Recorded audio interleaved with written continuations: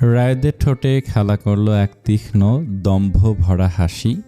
সোফার কিনারায় ভর দিয়ে সামনের দিকে ঝুঁকে এলো সে। চারপাশ যেন নিস্তব্ধ হয়ে গেল তার উপস্থিতিতে।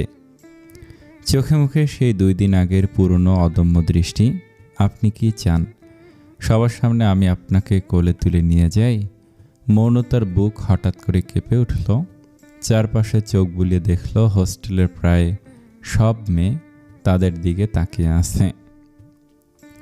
কারো চোখে বিস্ময়, কারো চোখে ঈর্ষার ঝিলিক, ফিসফিসানি আর চাপা হাসি মিলেমিশে এক অদ্ভুত পরিবেশ তৈরি করেছে।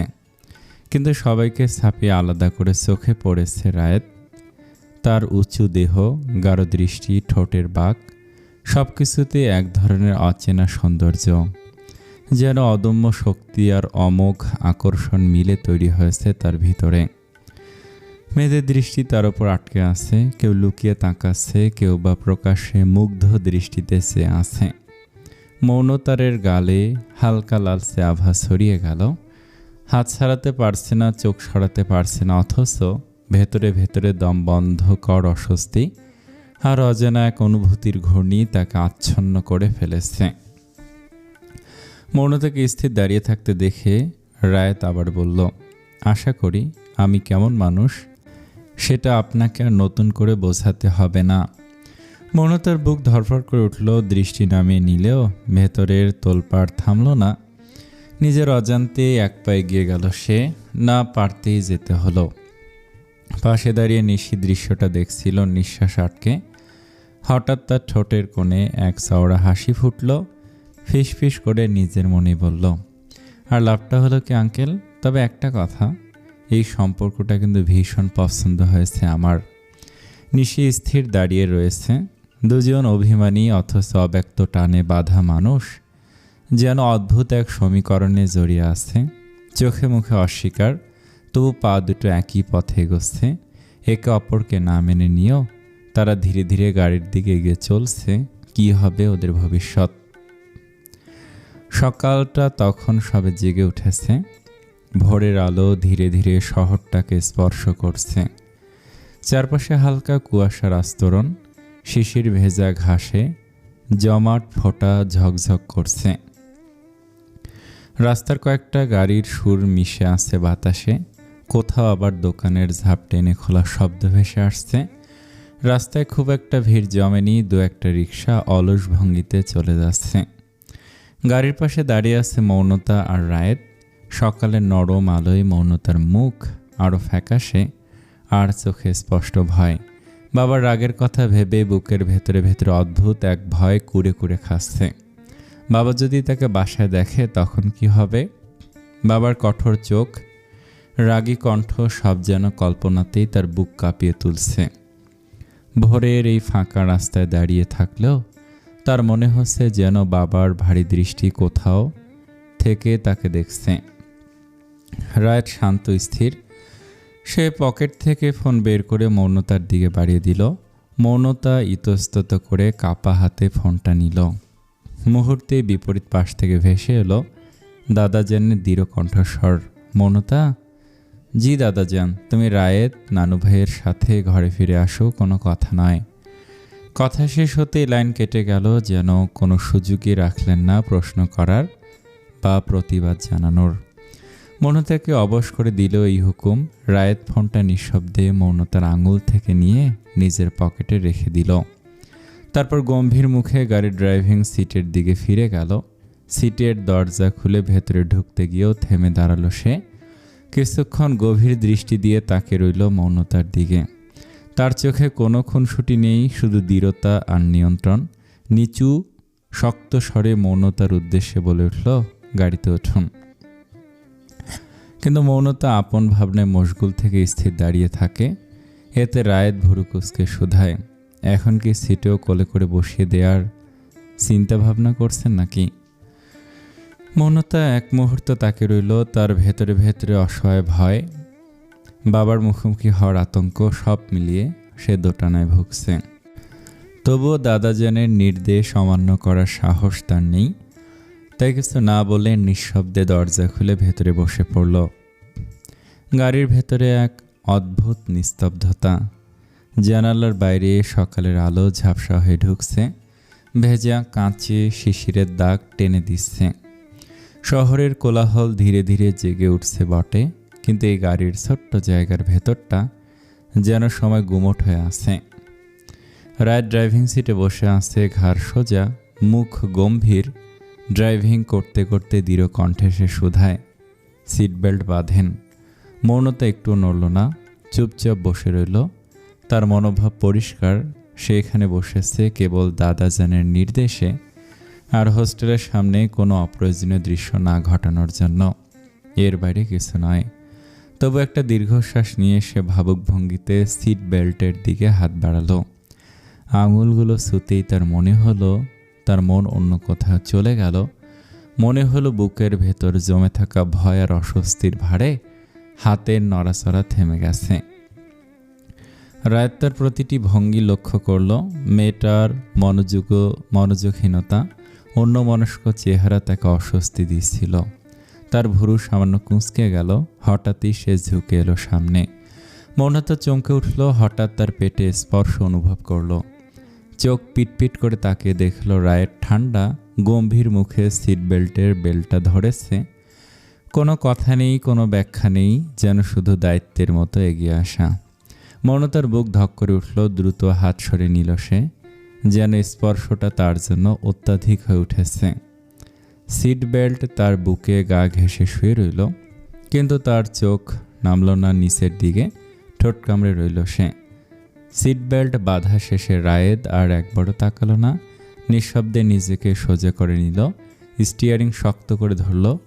তার চোখে দৃঢ়তা, ভেতরে এক অদৃশ্য অস্থিরতা থাকলেও সে তা প্রকাশ করল না।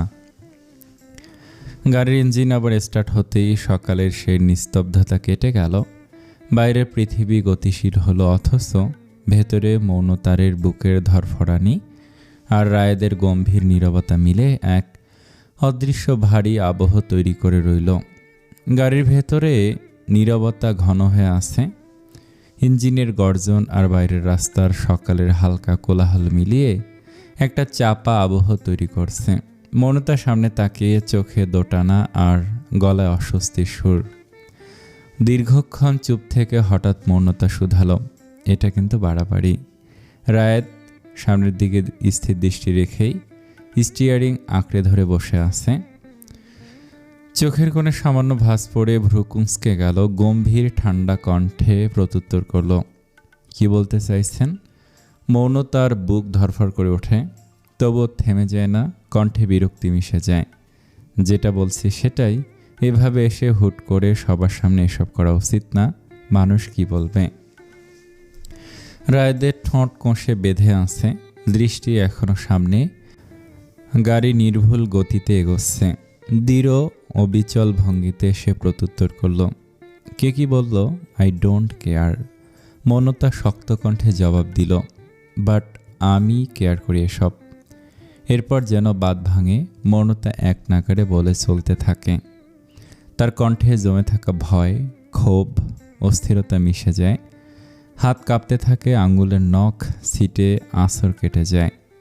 কিন্তু হঠাৎই সব থেমে যায়। রায়েদ চোখ সামনে স্থির রেখেই ডান হাত শক্ত করে স্টিয়ারিংয়ে ধরে রাখে। চলন্ত গাড়ির মাঝে বাম হাতের আঙ্গুল গিয়ে ছুঁয়ে দিল মৌনতার ঠোঁট। একটা মুহূর্তে সব নিস্তব্ধ। স্পর্শটা হঠাৎ, অপ্রত্যাশিত। মৌনতারের নিঃশ্বাস গলায় আটকে যায়। চোখ বিস্ফোরিত হয়ে ওঠে, বুক ধক করে ওঠে। গম্ভীর স্বরে রায়দের কণ্ঠ ভেসে আসে, নিচু শক্ত কণ্ঠস্বর, চুপ, একদম চুপ। মৌনতার বুকের ভেতর কেঁপে ওঠে অদ্ভুত শিহরণে। সে স্থির হয়ে যায়। ঠোঁটে আটকে থাকা রায়দের আঙুলের স্পর্শ যেন তাকে অবশ করে রাখে। কথার স্রোত এক নিমেষে স্তব্ধ হয়ে যায়। গাড়ি এগিয়ে চলে আগের মতো। চলন্ত গাড়ির ভেতরে চাপা নীরবতা। জানালা দিয়ে আসা সকালের আলো মৌনতারের শ্যামগরণের মুখে এসে পড়ে। তার চোখের কোনো অস্থিরতা, ঠোঁটে অদ্ভুত দ্বিধা জমে আছে। চারপাশের দৃশ্য চোখে পড়লেও মন যেন আটকে আছে ভেতরের দ্বন্দ্বে। হুট করে তার বুক কেঁপে ওঠে।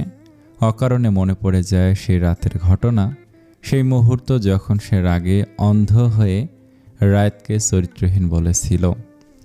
চোখ পিটপিট করে সামনের রাস্তায় তাকিয়ে থাকে মৌনতা, অথচ ভেতরে ভেতরে অস্থির ঢেউ। কি আশ্চর্য, সে যে মানুষটিকে এমন আঘাত দিয়েছিল, সেই মানুষটি এখন তাকে নির্দ্বিধায় ওয়াইফ সম্বোধন করছে। যেন কোনো অভিযোগই নেই, কোনো ক্ষোভ নেই। মৌনতার বুক হঠাৎ ভারী হয়ে যায়। সে জানে না এই সম্পর্ক কোথায় গিয়ে থামবে। হয়তো শেষ নেই, হয়তো শুরুটাও ভুল, কিন্তু আজ তার মনে হলো অন্তত ওই দিন বলা কথার জন্য ক্ষমা চাইতেই হবে।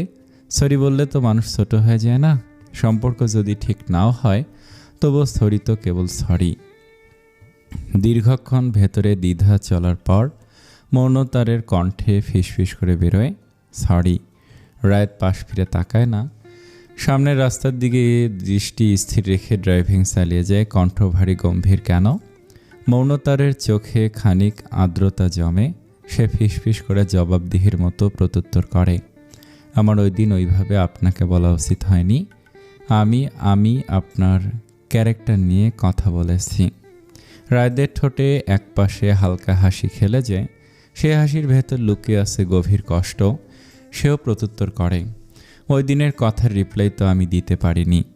মৌনতা বিস্মিত দৃষ্টিতে তাকায় তার দিকে। রায়েত নিঃশব্দে গলা খাকারি দিয়ে আবার সামনের রাস্তায় চোখ স্থির রাখে। কণ্ঠ আগের চেয়েও গম্ভীর, তবু অদ্ভুত কোমল সুর মিশে আছে।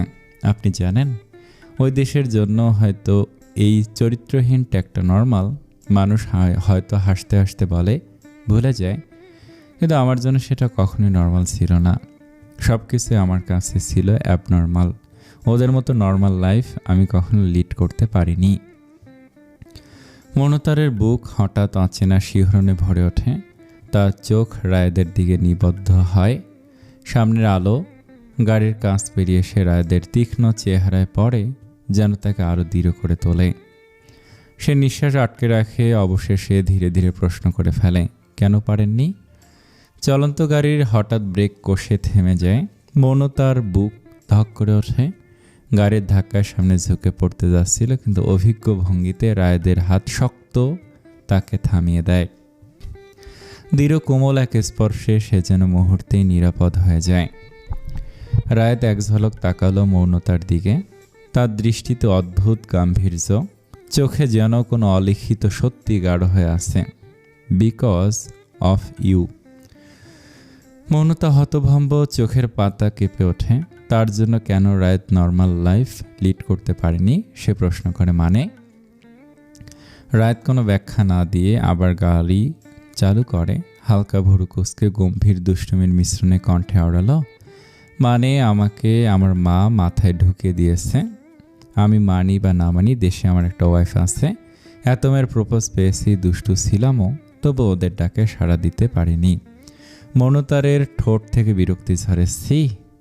রায়ের ঠোঁটের কোণে শীতল হাসি টেনে উত্তর দেয়, সি নয়, বাইরের দেশে এমন ইনোসেন্ট ছেলে খুঁজে পাওয়া টাফ। আপনার বর্ষ, আপনার আগে উপরওয়ালাকে শুকরিয়া জানানো উচিত। মৌনতার দৃষ্টি সরিয়ে নিতে রায়েত আবার গলায় জমাট কষ্টের সুর মিশে বলে, সেদিন থেকে আপনার উপর আমার রাগ আছে, তীব্র রাগ। মৌনতা কণ্ঠ শক্ত করে জবাব দেয়, আমি কি আপনাকে বেঁধে রেখেছি? রায়েত এক মুহূর্ত চোখ না সরিয়ে সামনের রাস্তায় দৃষ্টি স্থির রাখে। কণ্ঠের ভারী সুরে ভেসে আসে উত্তর, অবভিয়াসলি আপনাকে না দেখলেও কোথাও না কোথাও আমি আটকে ছিলাম। তাই মানত করে নিয়েছি দেশে ফিরেই সব পুষিয়ে নেব। তাই আমার সাথে অন্যদের তুলনা করবেন না। রায়েত ফাইজান ইজ ওয়ান পিস আর ইটস ফিল আপ। শব্দগুলো যেন মৌনতারের বুকের ভেতর ঢেউ তুলে আছড়ে পড়ে। সে চোখে আবারও অস্থিরতা ভর করে। এই ছেলের কথায় মনে হচ্ছে সে সব কিছু জেদের বসে নিচ্ছে। মৌনতার শ্যামগরণের মুখে সূর্যের আলো এসে পড়েছে। তাতে সে আরও দীপ্ত, আরও অসহায় বোধ মনে করে নিজেকে। গাড়ির ভেতরে তার নিঃশ্বাস ভারী হয়ে ওঠে। দৃষ্টি সরিয়ে নেয় সে, জানালার বাইরে তাকিয়ে থাকে, যেন দিগন্তের আড়ালে পালিয়ে যেতে চায়। তার ভেতর কেবল একটাই প্রশ্ন, এখন আমি কিভাবে বাবার সামনে দাঁড়াবো? বাবার চোখের সামনে এই মানুষটার সাথে গেলে কি ঝড় আসবে?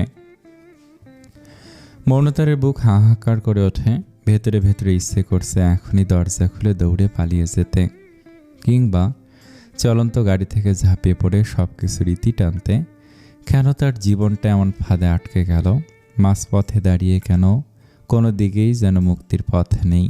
রায়েত গম্ভীর নীরব, কেবল স্টিয়ারিং ঘুরিয়ে সামনে এগিয়ে চলেছে। গাড়ির ভেতরে কেবল ইঞ্জিনের শব্দ আর দুজনার নীরবতা ভেসে বেড়াচ্ছে।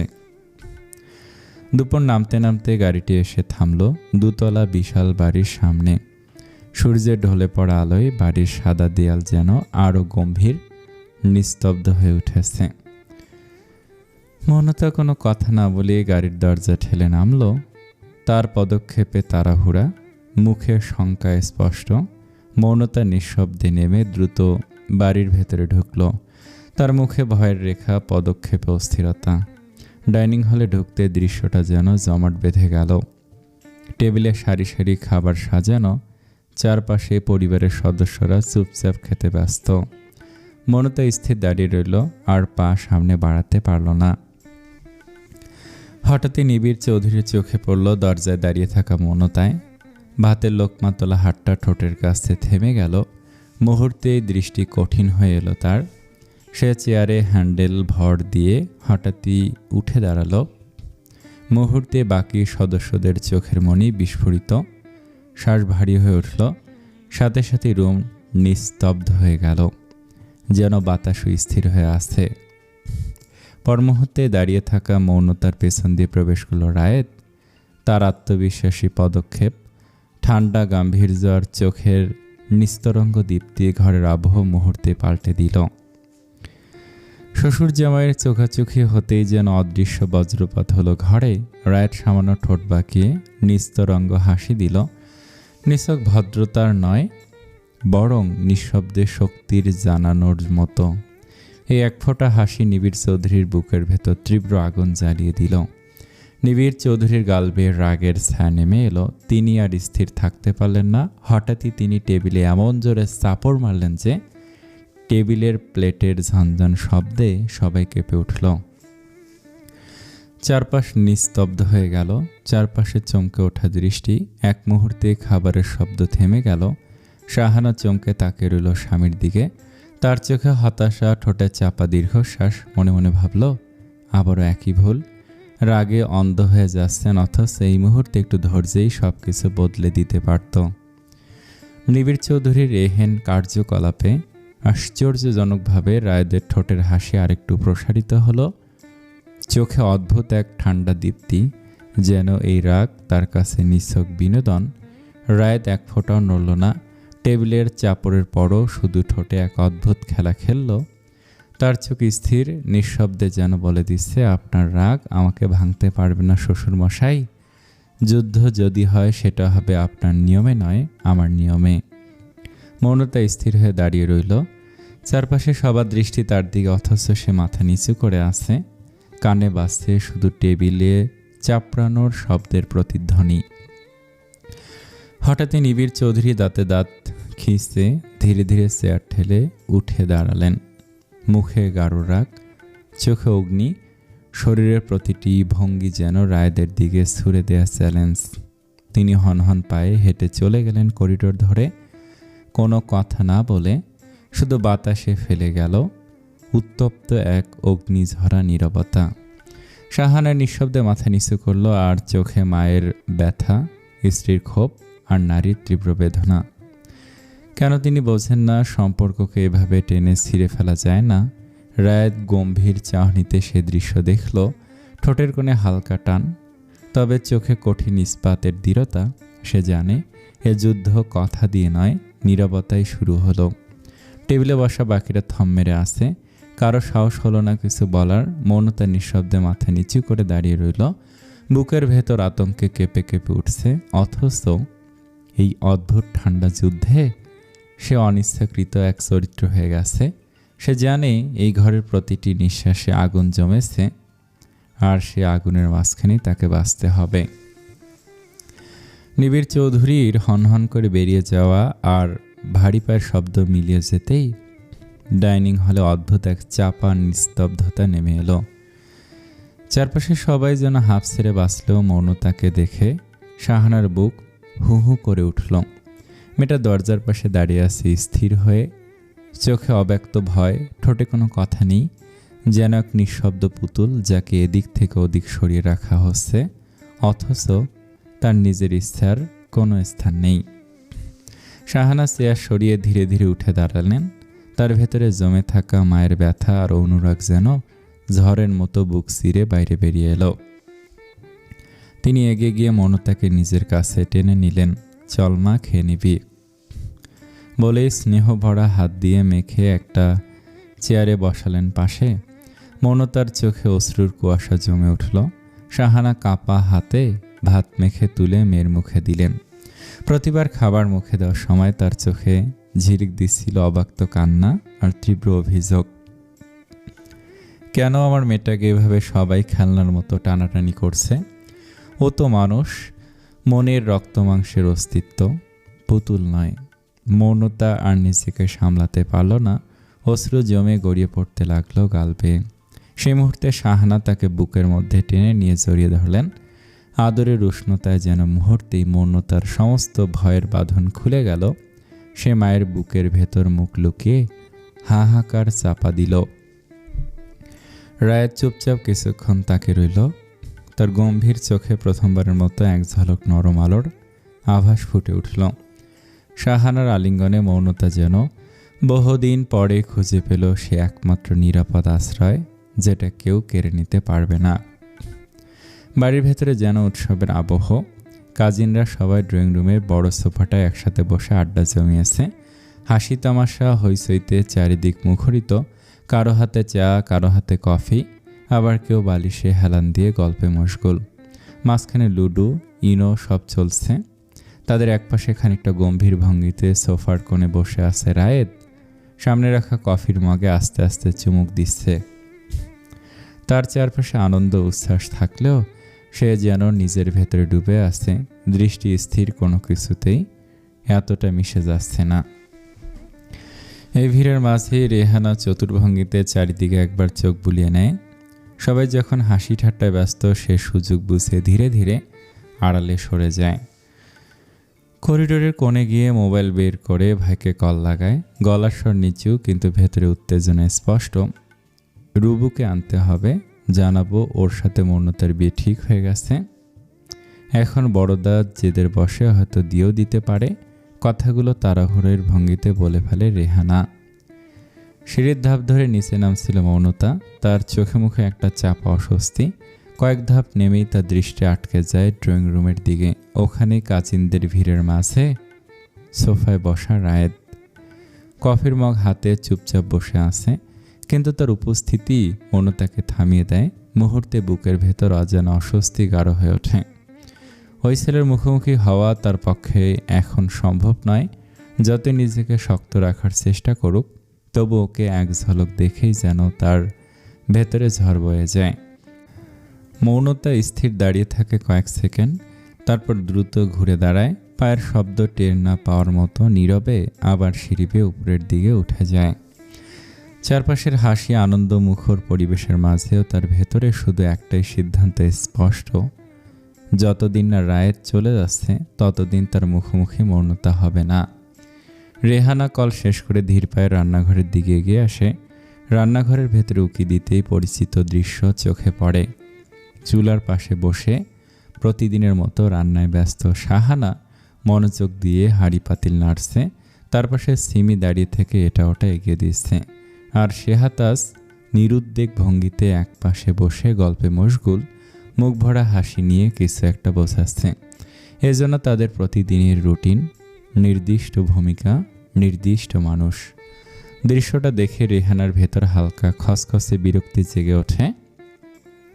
ঠোঁট বাঁকে নিজেই নিজের সাথে তুলনা করে নেয়। কই, শেহাতাজ আপা তো আমার সাথে এসে এভাবে গল্প করে না। যে বড় আপা তাকে পাত্তাই দেয় না, তাকেই সবসময় কাছে টানে। আমার কাছে তো সে আসে না কখনো। নিজের এই অবহেলার হিসেব টানতে গিয়েই একসময় নিচু গলায় একটা প্রবাদ আওড়ায়, প্রায় যেন নিজের সঙ্গে কথা বলছে। যে বেশি ভালো মিশতে চায় তাকেই সবাই এড়িয়ে যায়। কথাটা মুখে উচ্চারণ হতেই বুকের ভেতরে জমে থাকা অভিমান গাঢ় হয়ে ওঠে। মনে মনে দীর্ঘশ্বাস ফেলে সে আবার ভাবে, আসলে রেহানা, ভালো মানুষের দাম নেই দুনিয়ায়। মুখটা আরও শক্ত করে বাঁকিয়ে নেয় রেহানা। তার ভেতরে এক ধরনের জেদ জমে ওঠে। তাতে আমার কি? আমার ভালো মানুষই তারা বুঝতে পারছে না। সেটাই তো তাদেরই কপাল খারাপ। এতটুকু বলে যেন নিজের ক্ষোভকেই সান্ত্বনা দেয়, তারপর কোনো শব্দ না করে সরে যায় সেখান থেকে। সে ধীরে ধীরে সোফার দিকে এগিয়ে যায়। চোখের কোণে সামান্য কৌতূহল, সামান্য লোভ, সুযোগটা হাতছাড়া করা যাবে না। রেহানা গিয়ে রায়েদের গা ঘেঁষে বসে পড়ে, ঠোঁটে মেখে হাসি টেনে নেয়। রায়েত কফির মগ হাতে নিয়ে ধীরে চুমুক দিচ্ছিল। রেহানা এক সিলতে হাসি দিয়ে কোমল স্বরে জিজ্ঞেস করলো, কিছু খাবা বাবা? রায়েত চোখ তুলেই শান্ত ভদ্রতায় উত্তর দিল, না, আপনার কষ্ট করার প্রয়োজন নেই। বলেই সে মোবাইলে চোখ আটকে ফেলল, যেন কথোপকথন সেখানেই শেষ। কিন্তু পাশে আয়েদ লুডুর ঘুঁটি ফেলতে ফেলতে খিলখিলে বলে উঠল, মামি খাবো মেজো মামি আমি। এবার রেহানার মুখটা মুহূর্তে বিগড়ে গেল। একদিকে সে কত ভদ্রতা করে কথা বলল, আরেকদিকে এই টোটকাচ্ছি ছেলের এমন বেয়ারা জবাব। জিজ্ঞেস করছে একজনকে আর জবাব দিচ্ছে আরেকজন। ভেতরে ভেতরে তার ক্ষোভ আরও বেড়ে গেল। আর সে রাগ দ্বিগুণ হলো যখন তার চোখে পড়ল নিজের মেয়ে আবার সেই ছেলের সাথে হাসাহাসি করে ঘেঁষাঘেঁষি করছে। ঠিক তখনই রায়েত মোবাইল থেকে চোখ সরিয়ে তার দিকে তাকালো। ঠান্ডা গম্ভীর গলায় বলল, আমার ভাই খাবে। মুহূর্তে পরিস্থিতি সামলে নিতে রেহানা যেন যত্নশীলতার মুখোশ চাপিয়ে নিল। তারপর ভঙ্গিতে উঠে দাঁড়ালো, টেবিল থেকে ব্রেড নুডেলা নিয়ে এলো। রান্নাঘরের দিকে যাওয়ার সাহস করলো না, জানে গেলে সঙ্গে সঙ্গেই তাকে কাজে ধরিয়ে দেওয়া হবে। এখন সে কোনোভাবেই সেটা চায় না, কারণ তার হাতে আরও ইম্পর্ট্যান্ট কাজ আছে। সে ব্রেড নুডেলা এনে লুডো খেলার মাঝে টেবিলে রাখতেই কয়েক মুহূর্তে সবাই নীরবে সেটার দিকে তাকিয়ে রইল। তারপর হঠাৎই চারপাশে হাসির রোল উঠল, যেন সবাই একসাথে কিছু বুঝে ফেলেছে। রায়দের ঠোঁটে মৃদু এক মিটিমিটে হাসি খেলে গেল। চোখে অদ্ভুত এক দৃষ্টি, স্পষ্ট বোঝা ছিল এই মহিলা ভীষণ ধুরন্ধর। ঠিক সেই মুহূর্তেই দরজা ঠেলে ভেতরে ঢোকে রুবেল। রেহানা যেন আগেই ওত পেতেছিল, তড়িঘড়ি এগিয়ে গিয়ে তাকে টেনে আনে এবং সরাসরি রায়দের সামনে দাঁড় করিয়ে পরিচয় করায়, এটা আমাদের রুবু। রায়দের ঠোঁটের কোণে হালকা এক টান খেলল, নিস্পৃহ ভঙ্গিতে বলে উঠল, রুবু? রেহানা তাড়াতাড়ি জবাব দেয়, হ্যাঁ, ভাইয়ের ছেলে। রায়দের মুখে তেমন কোনো আগ্রহ ফুটল না, বরং সে আবার মোবাইলের পর্দায় চোখ নামিয়ে ব্যস্ত হয়ে গেল। রেহানা তাতে একটু নিরুৎসাহিত হলো না, বরং তাড়াহুড়ো করে বলল, আরও একটা পরিচয় আছে। রায়েত এবারও মাথা তোলেনি, চোখের পাতায় সামান্যতম নড়াচড়াও হলো না। সে আপন মনে মোবাইল স্ক্রলিংয়ে ব্যস্ত। এই অবেলায় রেহানার বুকের ভেতরটা কেমন যেন মোচড় দিয়ে উঠল। মুহূর্তে মন ভার হয়ে গেল তার। তাই কোনো ঘুরপাক না খেয়ে সোজাসুজি বলে দিল, আমাদের মৌনতার হবু বর। রায়দের মোবাইলের স্ক্রিনে এবার হাত থেমে গেল। তার চোখে দৃষ্টি ধীরে ধীরে উঠে এলো। সে এবার পুরোপুরি তাকালো গভীর আর স্থির চোখে। ততক্ষণে রিনি বিস্মিত কণ্ঠে বলে উঠল, এসব কি বলছো মা? রেহানা সঙ্গে সঙ্গে ধমক দিয়ে বলল, চুপ কর। ঠিক তখনই রায়দের ঠোঁট ফাঁক হয়ে গেল। মুখে থাকা কফিটা হুট করে গলদ্ধকরণ করতে না পেরে সে বিদঘুটে ভঙ্গিতে সবটা উগড়ে দিল। চোখে মুখে বিরক্তি ছড়িয়ে পড়ল, যেন কফির স্বাদ নয়, পুরো পরিস্থিতিটাই তার কাছে বিদঘুটে। রেহানা কিন্তু তাতেই ভেতরে ভেতরে খুশি হয়ে উঠল। রায়দের সেই তীক্ষ্ণ দৃষ্টি তার চোখে ধরা পড়েছে। মনে মনে ফিসফিস করে উঠল, পরিকল্পনা সফল। কিন্তু পর মুহূর্তে রায়দ হঠাৎ ভুরু কুঁচকে রেহানার দিকে তাকালো। সে স্থির ধারালো কণ্ঠে শুধায়, আপনার স্বার্থ? রেহানা আতকে উঠল, মানে? রায়দের ঠান্ডা চোখে কোনো উষ্ণতা নেই, দৃঢ়স্বরে বলল, আপনাকে আমার সুবিধার লাগছে না, সেলফিশ টাইপ। রেহানার মুখ গম্ভীর হয়ে গেল, স্বরে কেঁপে ওঠা ঝাঁজ। কি বলতে চাইছো তুমি? তখনই পাশ থেকে লুডুর গুটি হাতে আয়েদ হেসে ফেলে, শিশুসুলভ ভঙ্গিতে বলে ওঠে, ভাই বলছে আপনি অসুবিধার, মানে স্বার্থবাদী টাইপ, বুঝেছেন? রেহানা আয়েদের দিকে রাগী দৃষ্টি নিক্ষেপ করে শুধায়, ইংরেজি আমি বুঝি। আয়েদ হেসে শুধায়, বুঝলে তো ভালোই, দ্বিতীয়বার জিজ্ঞেস করেছেন তাই বললাম। রেহানা আয়েদের দিকে দৃষ্টি সরিয়ে রায়েদের দিকে তাকিয়ে শুধায়, মানে কি বলতে চাইছো তুমি? রায়েদ ধীরে ধীরে কফির মগ টেবিলে নামিয়ে রাখল। মুহূর্তে উঠে দাঁড়ালো, শরীরটা সোজা হয়ে উঠল, কাঁধ চওড়া, গা টান টান ভঙ্গি, দুহাত ট্রাউজারের পকেটে পুরে স্থির অথচ কষাঘাত করা কণ্ঠে বলল, মানে স্বার্থপর। কথাটা বলে আর দাঁড়ালো না, পা বাড়ালো সিঁড়ির দিকে। তবে যাওয়ার আগে কণ্ঠে কড়া সুরে ছুড়ে দিল শেষ তির্যক বাক্য, এই টাইপ মানুষগুলোকে আমি আমার জীবন থেকে এড়িয়ে চলি, ওদের স্থান আমার জীবনে ডাস্টবিনেই থাকে। শব্দগুলো ঘরে আছড়ে পড়ল যেন শীতল ছুরির মতো। এরপর নিঃশব্দে সিঁড়ি বেয়ে উপরে উঠে গেল রায়েদ। ঘরে হঠাৎ নিস্তব্ধতা, চারপাশে সব হাসি ঠাট্টা থেমে গেল। রেহানা যেন পাথর হয়ে স্থির হয়ে বসে রইল, ঠোঁট শুকিয়ে এলো, বুকের ভেতরটা কেমন ভেঙে পড়ল। হিতে বিপরীত হয়ে গেল না তো? দুপুরের খাবার ঘরে তখন সবার আড্ডা আর থালা বাসনের শব্দে ভরে আছে। হঠাৎ করে ভেতর দিক থেকে তীব্র চেঁচামেচির আওয়াজ ভেসে এলো। রেহানার কণ্ঠস্বর। সে একরকম ফুঁসতে ফুঁসতে রুম থেকে বেরিয়ে এলো, চোখে মুখে রাগ আর উন্মাদনার ছাপ। পেছন পেছন এলো তার ভাইপো রুবেল। চোখ ফুলে গেছে, মুখও অস্বাভাবিকভাবে লালছে। নিবিড় চৌধুরী এক ঝলক দেখে বুঝতে দেরি করলেন না যে ভেতরে কিছু একটা ঘটেছে। চোখ কঠোর হয়ে উঠল, দৃঢ় কণ্ঠে তিনি ডেকে পাঠালেন, রায়েদকে আনো। অল্পক্ষণের মধ্যেই রায়েদ এসে এগিয়ে এলো, তার চলার ভঙ্গিতে এক ধরনের নিশ্চিন্ত আত্মবিশ্বাস। রুবেল দমে গিয়ে তড়িঘড়ি করে পাশে আড়ালে সরে দাঁড়ালো, যেন রায়েদের উপস্থিতি তার ভেতরে সাহস কেড়ে নিল। রায়েদ এসে একদম নির্লিপ্ত ভঙ্গিতে সোফায় বসে পড়ল, হাতে ধরা কফির মগে চুমুক দিল। ততক্ষণে রুবেল হঠাৎ সাহস সঞ্চার করে গলা তুলল, অভিযোগে সুরে বলল, এই ছেলে আমাকে মেরেছে। নিবিড় চৌধুরীর দৃষ্টি শীতল হয়ে রায়েদের উপর স্থির হলো, প্রশ্ন ছুড়ে দিলেন, তুমি ওকে মেরেছ? রায়েদ নির্লিপ্তভাবে মগ ঠোঁটে ছুঁয়ে দিয়ে জবাব দিল, মেরেছি। নিবিড় চৌধুরী দাঁতে দাঁত চেপে রাগ সংবরণ করলো, প্রশ্ন করলো, কেন?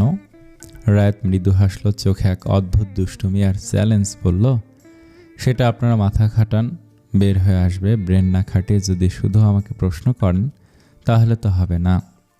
ঘরে বাতাস হঠাৎ ভারী হয়ে গেল। নিবিড় চৌধুরীর কণ্ঠে চাপা রাগ, মুখে মুখে তর্ক করছো? রায়েদ শান্ত স্বরে উত্তর দিল, আপনি প্রশ্ন করেছেন, আমি উত্তর দিয়েছি, এতে তর্কের কি হলো? মুখে মুখে জবাব, তবু রায়েদের ভঙ্গি শান্ত, যেন প্রতিটি শব্দে খোঁচা। নিবিড় চৌধুরীর চোখ লাল হয়ে উঠেছে ক্রোধে, আর রায়েদ আরও এক চুমুক দিয়ে হেলান দিল, ঠান্ডা তীব্র কণ্ঠে শুধালো, রায়েদ ভাইজানকে এতদিনও যদি চিনে উঠতে না পারেন তবে আর কিছুই বলার নেই। শব্দগুলো শীতল আঘাতের মতো ছড়িয়ে গেল ঘরে। এরপর কোনো সুযোগ না দিয়ে সে দাঁড়িয়ে পড়ল, পকেটে হাত গুজে নির্লিপ্ত ভঙ্গিতে সিঁড়ি বেয়ে উপরের দিকে পা বাড়ালো। হঠাৎ টেবিল জুড়ে প্রচণ্ড চাপড়ের শব্দ ভেসে এলো। নিবিড় চৌধুরীর হাত নামল টেবিলে, কিন্তু রায়েদ আর পিছু ফিরে তাকালো না। ঠোঁটের কোণে নিঃশব্দে একরাশ হাসি খেলে গেল, নির্লিপ্ত পদক্ষেপে উপরের তলায় মিশে গেল তার উপস্থিতি। রাত গভীর হয়ে এসেছে, ঘরের ভেতর নীরবতা নেমে এসেছে, বাইরে কেবল ঝিঝি পোকার শব্দ ভেসে আসছে। রায়েদ নিজের রুমে ল্যাপটপে আঙুল চালাতে ব্যস্ত। হঠাৎ দরজা আধখোলা করে ভেতরে ঢুকলো আয়েদ, তার মুখে কৌতূহল আর খানিকটা দ্বিধা। ব্রো? রায়েদ ভুরুনা তুলে ল্যাপটপের স্ক্রিন থেকে চোখ না সরিয়ে প্রত্যুত্তর দিল, বল। আয়েদ ঠোঁট কামড়ালো, তারপর একটু ইতস্তত করে বলল, তুমি তো চলে যাচ্ছ। রায়েদ আঙুলের গতি থামালো, মৃদু বিস্ময়ে ভরে তাকালো আয়েদের দিকে। হঠাৎই কথা? না মানে মম বলল, 5 দিন তো হয়ে গেল, আর কালকের দিনটা বাদে তোমার তো আর সময় নেই। রায়েদ ঠান্ডা চোখে তাকালো, এটা বলতে নিশ্চয়ই এখানে আসিসনি? আয়েদ মুখ চেপে হাসলো, তারপর আবার গম্ভীর হয়ে গেল। না মানে? তার আমতা আমতা করতে দেখে রায়েদ হালকা গলায় তাগাদে দিল, বলে ফেল। আয়েদ গম্ভীর মুখে বসে পড়ল বিছানার ধারে, কিছুক্ষণ চুপ করে থেকে হঠাৎ বলে ফেলল, তুমি তো মারামারি করো না, সবসময় কন্ট্রোলড, আজ হঠাৎ কেন করেছ? শুধু শুধু সবার চোখে খারাপ হয়েছ। কথা শেষ হতেই রায়েদের ঠোঁটে এক চিলতে হাসি খেলে গেল। সে হাসি ছিল রহস্যময়, এক দুষ্টুমির, আবার খানিকটা তীক্ষ্ণ ব্যঙ্গেরও। চোখে যেন অন্য এক ঝলক। আয়াত অবাক হয়ে তাকে রইল। রায়েত জানে আসল কারণটা কাউকে বলার মতো নয়। তার চোখের সামনে রুবেলকে বারবার মৌনতার আশেপাশে ঘুরঘুর করতে দেখেছে, এমনকি একবার হাত ধরার চেষ্টা পর্যন্ত করেছিল। সেই দৃশ্য রায়েদের ধৈর্য ভেঙে দিয়েছিল। তাই হিসেবি ভঙ্গিতে কৌশল করে সুযোগ বুঝে সে রুবেলকে মেরেছে। মুখে কিছু না বললেও চোখের ভেতরকার দৃঢ় দ্যুতিটা আয়াত স্পষ্টই পড়ে ফেলেছে। রায়েদের সে নীরব অথচ জ্বলন্ত দৃষ্টি যেন নিঃশব্দে বলে দিল, আমি এখানে থাকতে কাউকে আপনার কাছাকাছি আসতে দেব না মৌনতা। মুহূর্তে গভীর এক শ্বাস বেরিয়ে এলো রায়েদের বুক থেকে, যেন দীর্ঘদিন ধরে বুকের ভেতর আটকে থাকা হাহাকারটা বেরিয়ে গেল।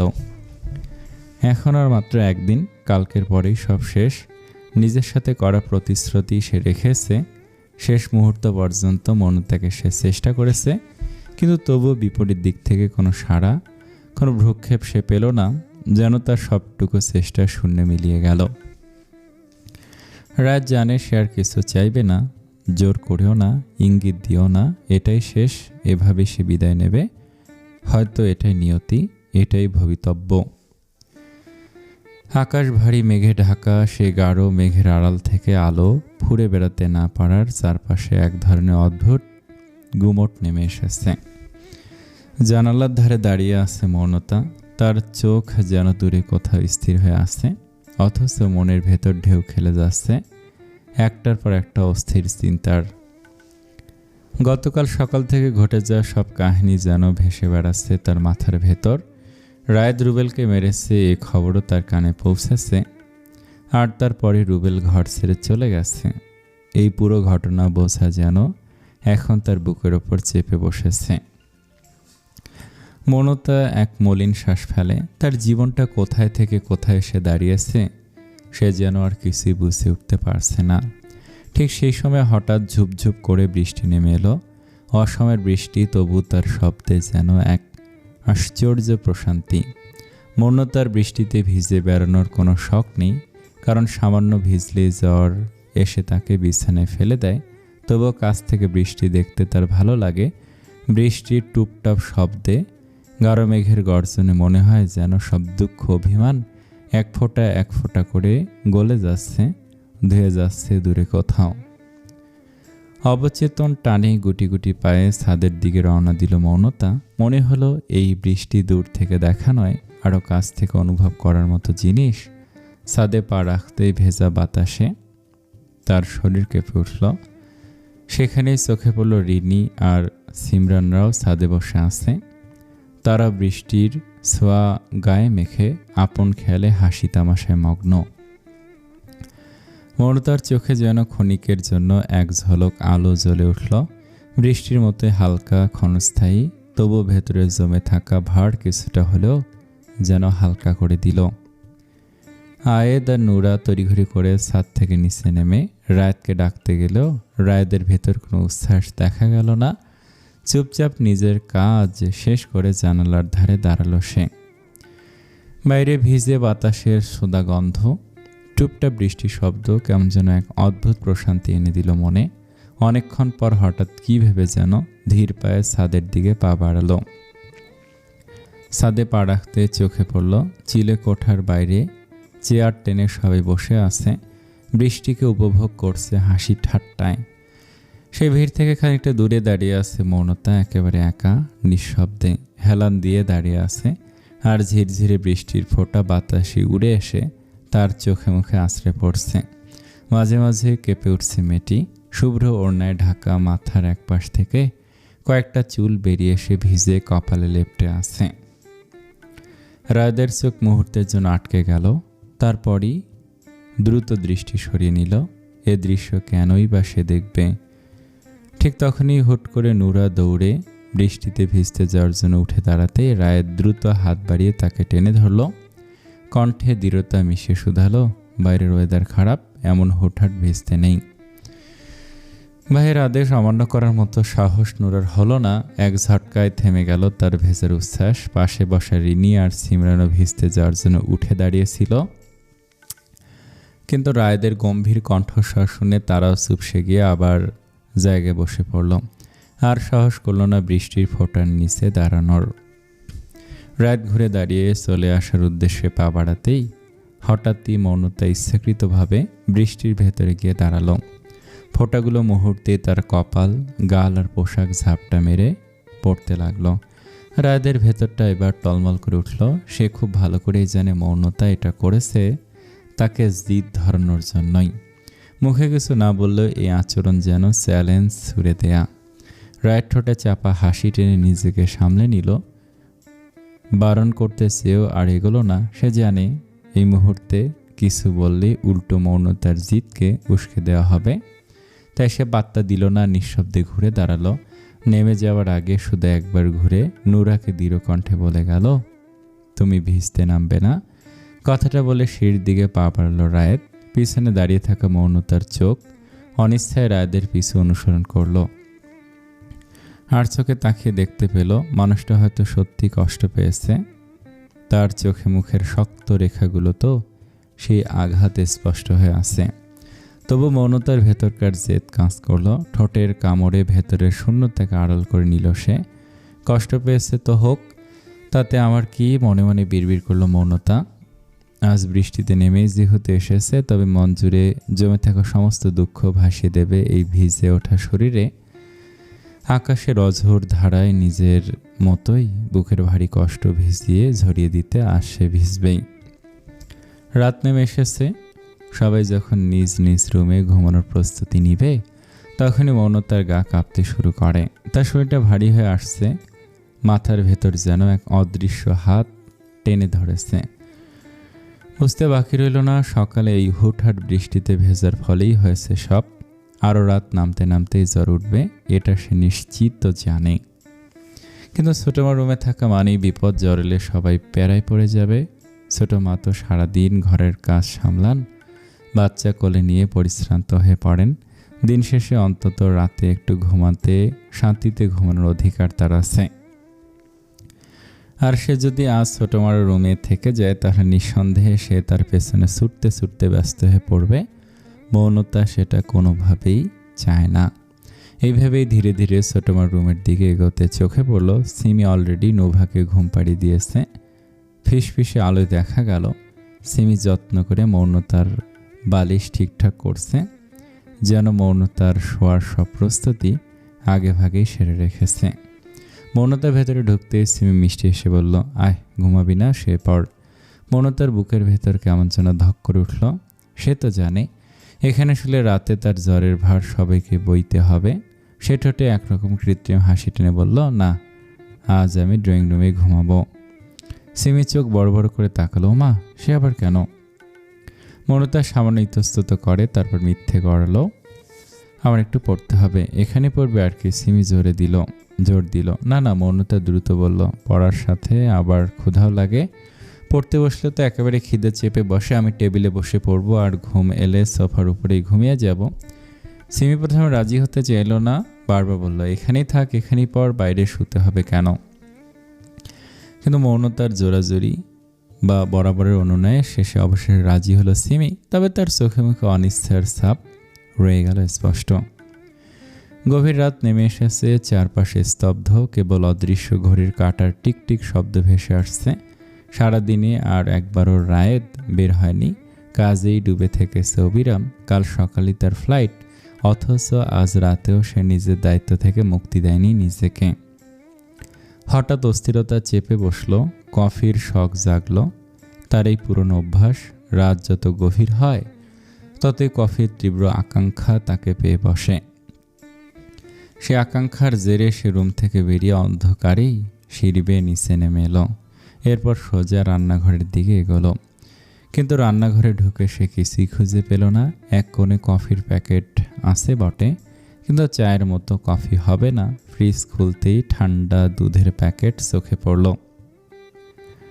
হাত বাড়িয়ে সেটা টেনে নিতেই ভেতরে সামান্য দ্বিধা এসে গেল। একটা অস্বস্তি চেপে বসলো। অন্যের বাড়িতে থেকে এমন করে চোরের মতো জিনিস খুঁজে খুঁজে নিজে তৈরি করছে, এটাও কি মানায়? কিন্তু উপায় নেই, কফি ছাড়া রাতভর সার্জারি মনিটর করা সম্ভব হবে না। আজ তার সামনে একটা গুরুত্বপূর্ণ কাজ অপেক্ষা করছে, না হয় কাল গিয়ে ক্লান্ত শরীরে সেই কাজ পরিপূর্ণ করতে হবে। সে কফি হাতে নিয়ে বের হওয়ার সময় হঠাৎ করেই কানে এলো গঙ্গানির মতো শব্দ। ভুরুকুসকে থমকে দাঁড়ালো রায়েত। শব্দটা আসছে ড্রয়িং রুম থেকে। মুহূর্তে পায়ের ভঙ্গি বদলে গেল। একটা তীক্ষ্ণ সতর্কতা জেগে উঠল তার দৃষ্টিতে। দ্রুত ড্রয়িং রুমের দিকে এগিয়ে গেল সে।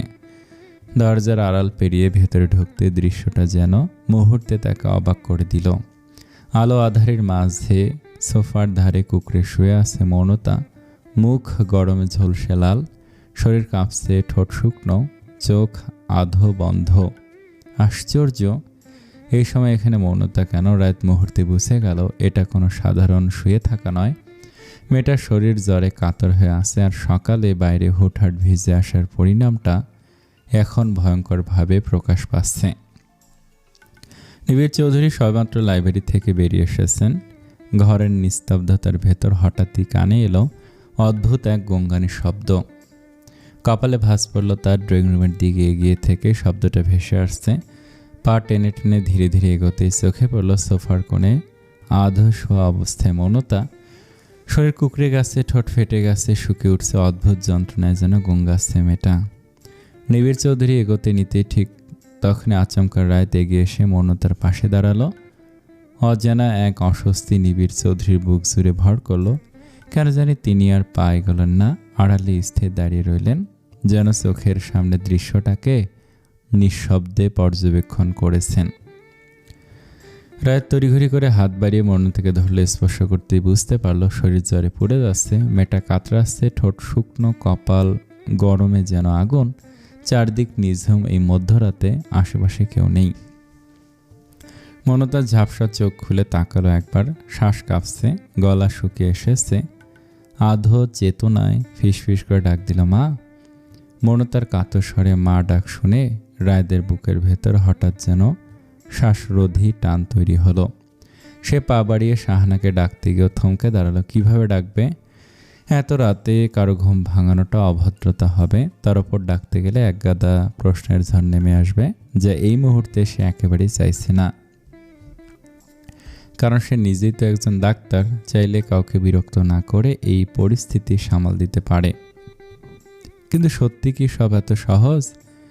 বিশেষ করে এই পরিবারে, যেখানে প্রতিটি মুহূর্তের আড়ালে লুকিয়ে থাকে অসংখ্য জটিলতা। তবু সেই দম বন্ধ করা দ্বিধার মাঝে রায়েত কাউকে ডাকল না, নিজের বুকের ভার এগিয়ে এলো পরিস্থিতি সামলাতে। শূন্য ঘরে রায়েত স্থির কিছুক্ষণ দাঁড়িয়ে রইল। মুখে কোনো শব্দ নেই, কেবল চোখে মুখে দ্বিধা আর টান টান উদ্বেগের ছাপ। রাতটা অদ্ভুত নিস্তব্ধ। জানালার ফাঁক গলে আসা ফ্যাকাশে চাঁদের আলো ঘরটাকে ছায়ার নরম আবরণে মুড়ে রেখেছিল। ঘড়ির কাঁটা যেন থেমে গেছে। সবকিছু স্থির, শুধু মৌনতার কাতর নিঃশ্বাস আর জ্বরের দপদপে উত্তাপ। মৌনতা কাঁপা কাঁপা গলায় বলে উঠল, আমার ভয় করছে মা। না চাইতো রায়দের হাত এগিয়ে গেল। এতদিনের রুক্ষ স্বর, অযথা রাগ, অধিকার ফলানো সবকিছু ভেঙে যেন এই এক মুহূর্তে তার ভেতরের কোমল সত্তাটা বেরিয়ে এলো। মৌনতা ধীরে ধীরে রায়দের সেই হাত নিজের গালের নিচে টেনে নিল। তার জ্বলন্ত মুখে হাতটা ছুঁতেই মনে হলো এই ছোট্ট স্পর্শটাই যেন বাঁচিয়ে রাখার শেষ আশ্বাস। মৌনতা ধীরে ধীরে রায়দের বাড়ানো হাত নিজের গালের নিচে রেখে দিল। তার জর্জরে মুখে সেই হাতটা যেন হঠাৎ এক আশ্রয় হয়ে উঠল। বারবার চেপে ধরতে থাকলে রায়দের বুকের ভেতর কেমন অদ্ভুত শ্বাসরুদ্ধ করা কম্পন তৈরি হলো। মুহূর্তের জন্য স্থির হয়ে রইল সে। তার নিজের হাতের মুঠোয় অন্য এক জীবনের উষ্ণতা টের পেল সে।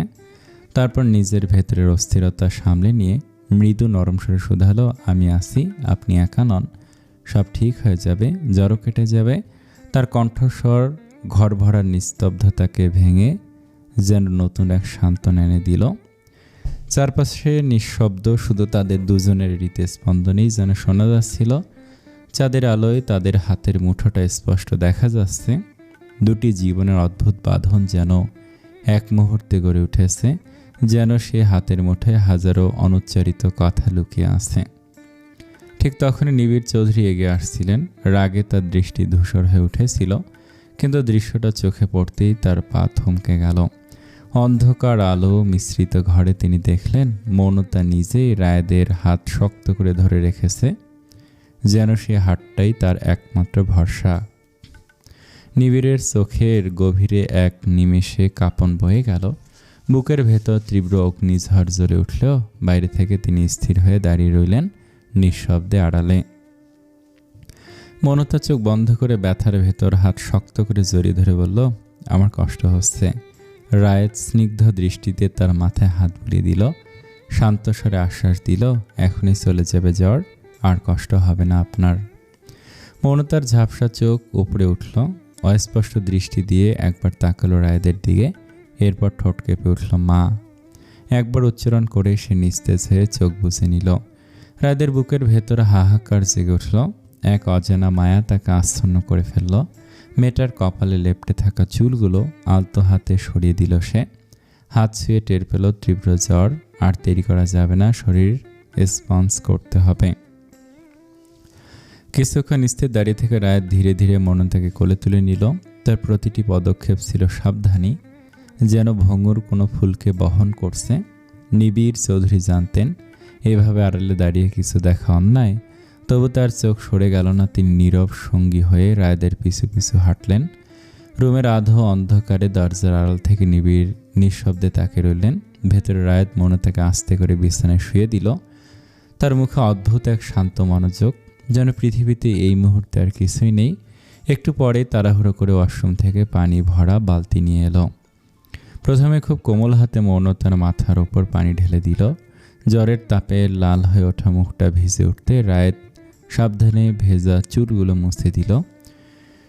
প্রতিটি স্পর্শে ছিল স্নেহ আর অদ্ভুত যত্নের ছোঁয়া। এরপর সে ভেজা কাপড় কপালে চেপে ধরল।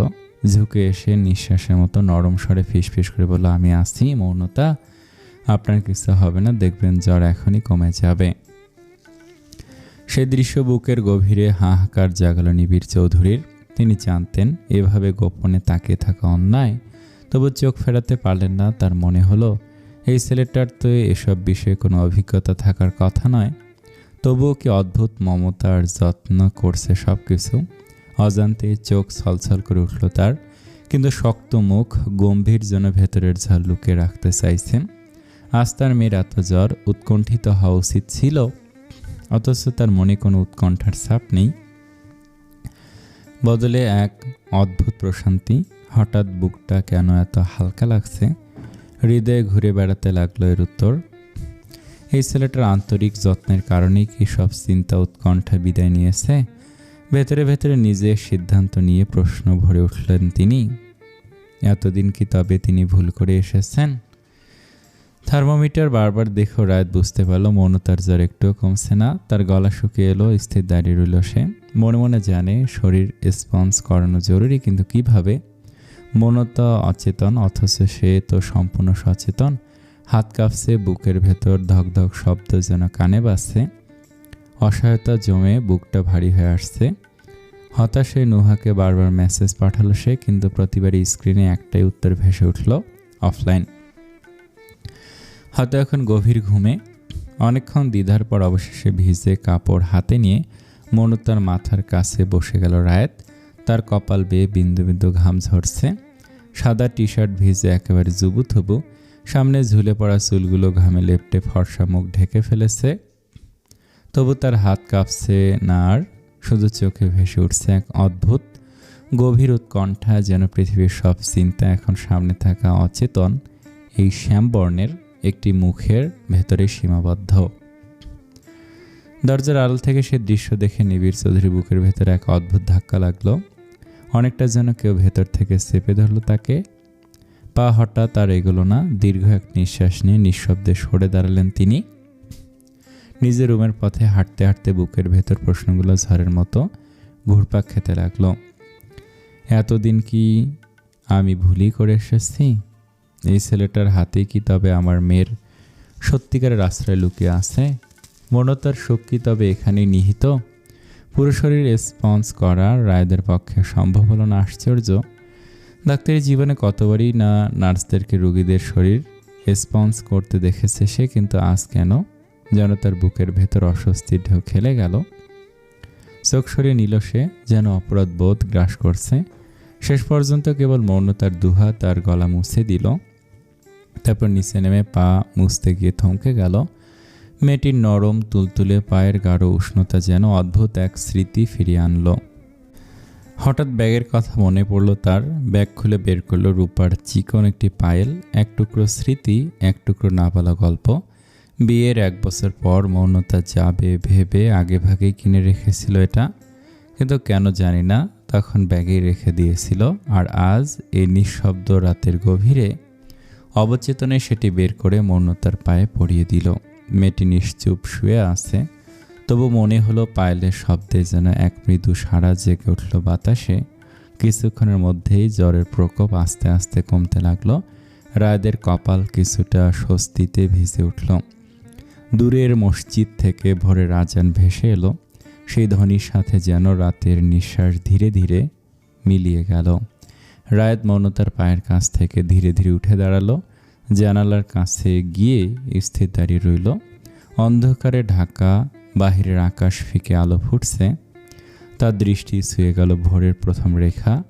গভীর এক মলিন শ্বাস বেরিয়ে এলো তার ভেতর থেকে।